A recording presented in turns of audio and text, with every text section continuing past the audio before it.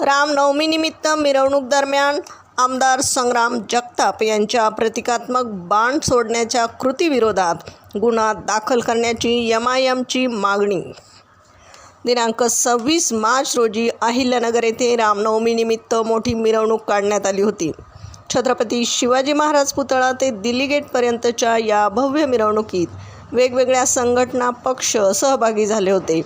माळीवाडा भागातून मिरवणूक जात असताना कार्यकर्त्यांनी आमदार संग्राम जगताप यांना खांद्यावर घेतलं। त्यावेळी जगताप यांनी मशिदीच्या दिशेने एक प्रतिकात्मक बाण सोडल्याचा हावभाव केला। या प्रकरणाचा व्हिडिओ सोशल मीडियावर व्हायरल झालेला आहे। सदरचे कृत्य हे न्यायव्यवस्थेला चॅलेंज करण्यासारखे असून मुस्लिम अल्पसंख्याक समाजाच्या धार्मिक स्थळावर ताबा कधीही घेऊ शकतो, प्रशासन आमचे काहीही करू शकत नाही असा इशारा जणू या कृतीतून दिलेला दिसतो। त्यामुळे आमदार संग्राम जगताप यांच्यावर सोमॅटो गुन्हा दाखल करण्याबाबतचे पत्र एमआयएमच्या वतीने जिल्हा पोलीस अधीक्षकांना देण्यात आले।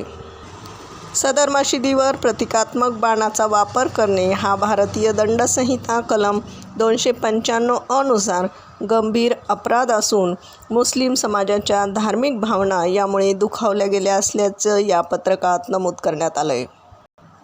नगर जिल्ह्यात असे अनेक प्रकार वारंवार घडत आहेत, परंतु योग्य ती कारवाई होत नसल्याने पोलीस प्रशासनावरही एकतर्फी भूमिकेबाबत या पत्रकाद्वारे सवाल उठवला आहे। सोमॅटो कायद्यान्वये आमदार संग्राम जगताप यांच्यावर गुन्हा दाखल करून योग्य ती कारवाई करावी अशी अपेक्षा एमआयएम जिल्हा अध्यक्ष डॉक्टर परवेज अशरफी यांनी व्यक्त केली आहे।